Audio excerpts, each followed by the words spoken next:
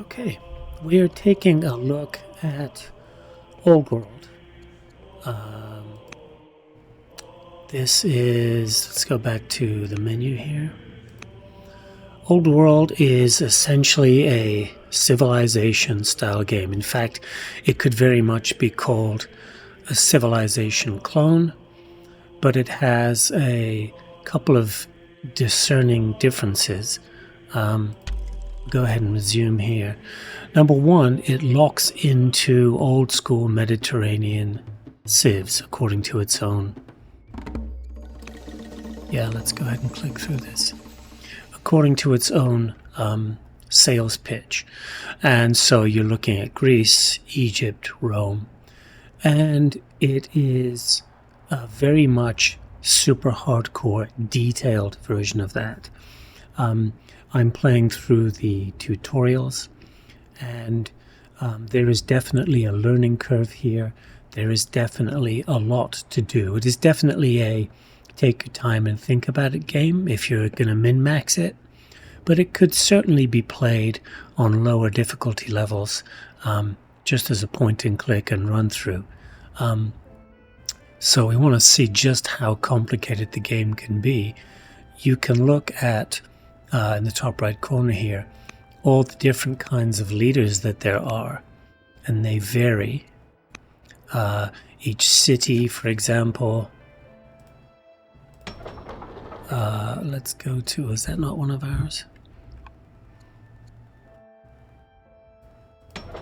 So you can see here that there's no governor here.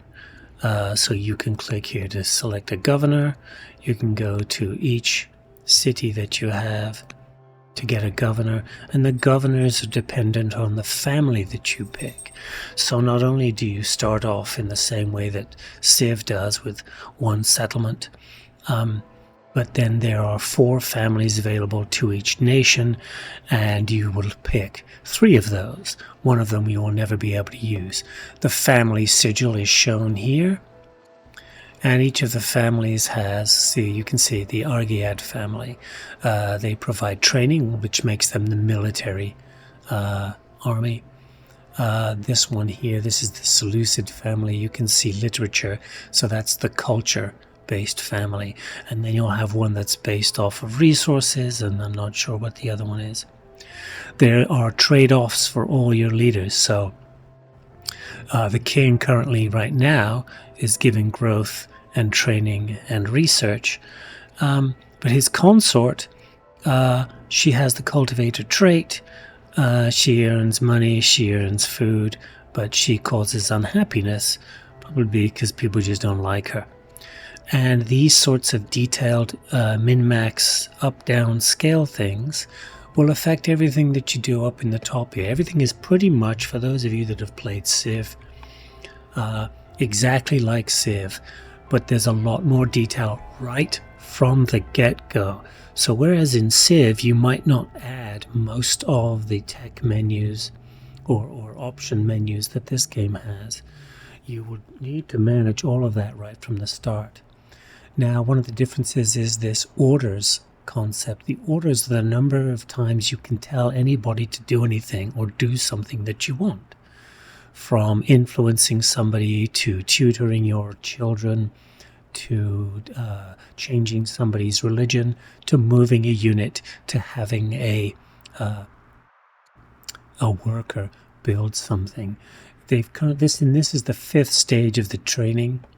It wants me to enact a 4th law, build a stronghold, train a hoplite, and that will fulfill some of the ambitions that I'm looking for. I've just met, I guess this is Rome over here. I've just met, and this setup was given to me by the game. If we go back, I can probably load that, unless it's already taken me through. If we resume here, it may give me the option to take a look at the scenario that I was in.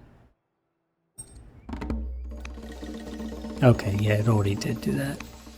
Okay, so why would you want to play this one? Because it's absolutely chock full of detail to help you manage everything. For example, if we come to this worker, when you put him over something, you look down here in the right, you can see the terrain. It's lush, flat, and clear.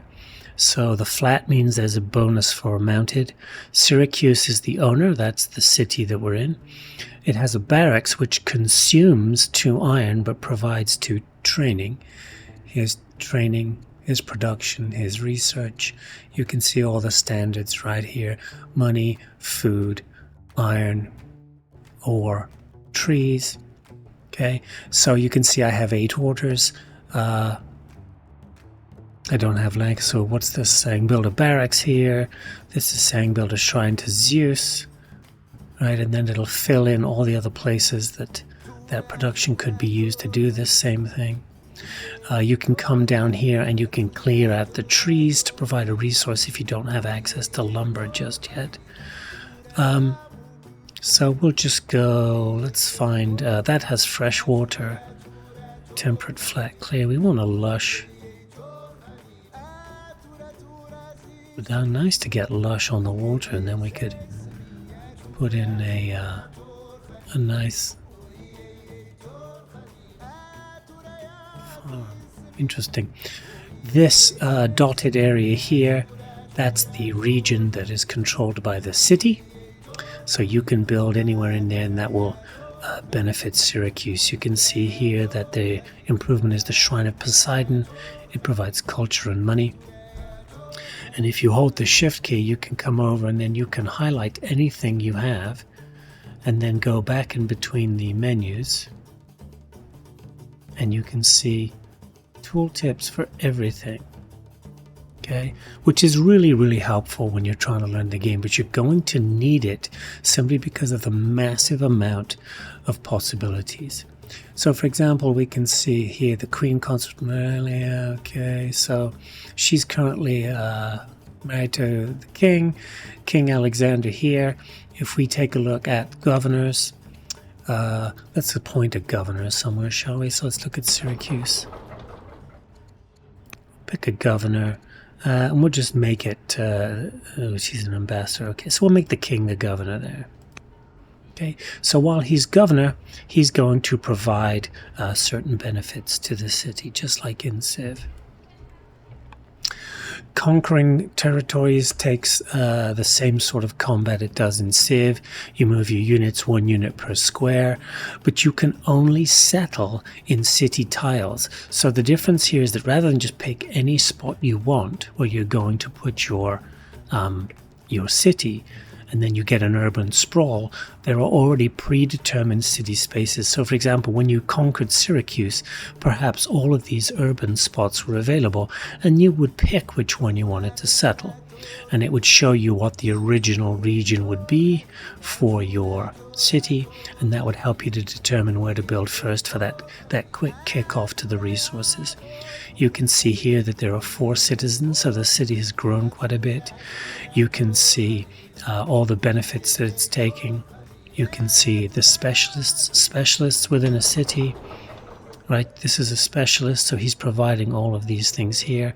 And for example, we could click on this. It would bring an apprentice officer into that spot that would provide research and recruitment for the military. Why would you need an apprentice officer there? Because the improvement there is a barracks. Okay, so I think that I can recommend this game to any Civ fans. It's currently on sale in the Steam Workshop for $10. It's 75% off.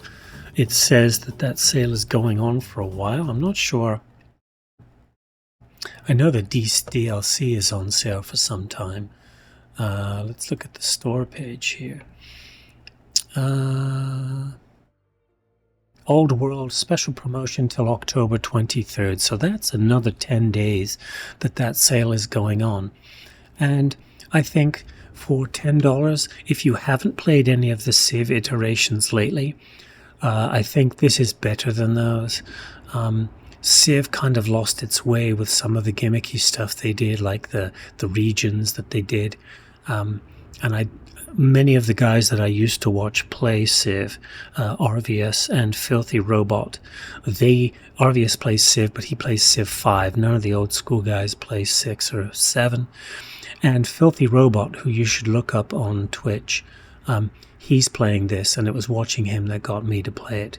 So I think I'm going to finish playing the tutorial, and then maybe I'll walk myself through a beginner's level campaign to introduce other people to it. And if you're looking for something different, you've never tried a 4X game, the tutorial for this is really pretty good, but it will show you just how much there is to do. For example, you could spend all day just going through all of your leaders trying to figure out what's going on, who to put in where, what trade-offs to take. But the game is enjoyable enough that you probably won't mind learning if these 4X games are your thing. And I was a 4X game, Master of Orion, Master of Magic. I played the original Civ on the old IBM PCs at school when I was still in college and finishing my degree. So it's been a while since I've played one of these, but this one is making me want to play it again. So it's quite highly recommended.